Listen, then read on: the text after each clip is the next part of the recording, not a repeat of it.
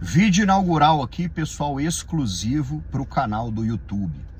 Ontem na caixinha de perguntas, o pessoal perguntou sobre a questão da insulina e aonde que a insulina facilita o processo de ganho de gordura. Gente, quando se fala em emagrecimento, põe uma coisa na cabeça. Existe um pré-requisito que é obrigatório, que é déficit calórico. Se você não está em déficit calórico, não existe emagrecimento. Você pode usar o que for que promova a lipólise, mas você vai quebrar esse tecido gorduroso e ele vai voltar a ser formado. Então, o déficit calórico é uma condição obrigatória. O que eu falei com vocês? Que a gente, para falar em emagrecimento, a gente tem que falar do saldo energético, ou seja, você precisa consumir menos calorias do que você gasta, e isso é obrigatório. Se isso não acontece, não tem emagrecimento. Mas o segundo ponto, que é muito importante, e esse é mais difícil das pessoas entenderem, que é ali a interação dos hormônios, que são os hormônios lipogênicos, formadores de gordura, e os hormônios lipolíticos, que quebram a gordura. Eu vou citar dois exemplos, dois hormônios para cada lado, tá bom? Os hormônios lipogênicos, os dois mais lipogênicos, cortisol e insulina. Vou te dar exemplo dessas duas situações para você entender.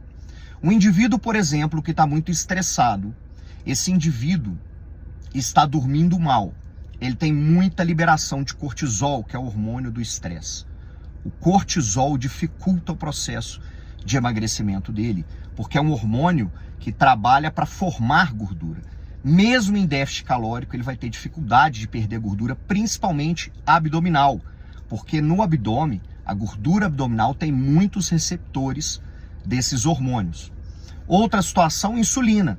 Aquele indivíduo que está sempre comendo doce, aquele indivíduo que está sempre comendo carboidrato de alto índice glicêmico. Essa insulina liberada, toda vez que a gente faz pico de glicemia, a glicose aumenta no sangue, existe uma liberação aumentada de insulina, às vezes pico de insulina. Essa insulina é altamente lipogênica. Às vezes o indivíduo que treina, indivíduos competidores, os indivíduos que estão em bulking, eles querem essa insulina, porque quer anabolizar o tecido muscular. Sim, ela é anabólica para o músculo, mas ela também é lipogênica. Para eles que têm baixo percentual de gordura, serve. Ah, vou consumir doce de leite pré-treino para liberar insulina para eu ter mais anabolismo. Sim, mas ele pode fazer isso. O indivíduo que está em processo de emagrecimento, não. Aí você à noite vai comer um doce. Vou comer um pudim antes de dormir.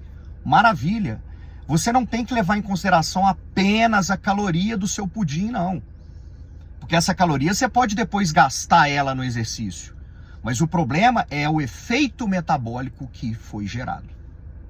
Então, gerou pico de insulina no meio da sua madrugada e aumentou a deposição de gordura, principalmente abdominal, tá certo?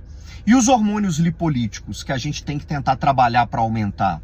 Principalmente catecolaminas. Adrenalina, noradrenalina. Ah, eu vou injetar adrenalina. Claro que não. Antigamente usava-se muito efedrina. O que foi visto? Você usar substâncias que aumentam muito as catecolaminas é perigoso, porque isso não é natural.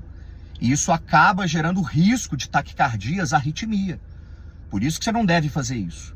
Assim vale também para os hormônios tiroidianos, que são altamente lipolíticos, mas perigosos de você usar para emagrecimento. Então, o que a gente tem que fazer? Estimular a produção de catecolamina e a liberação de catecolamina pela suprarrenal. Como que eu faço isso? Atividade física, principalmente o exercício cardio de alta intensidade. Por exemplo, o exercício HIIT, que é aquele treino intervalado de alta intensidade, esse é um ótimo treino para liberação de catecolaminas. Então, entendam, estar em déficit calórico é pré-requisito, é obrigação. Mas trabalhar esses hormônios lipogênicos e lipolíticos também é muito importante no processo de emagrecimento.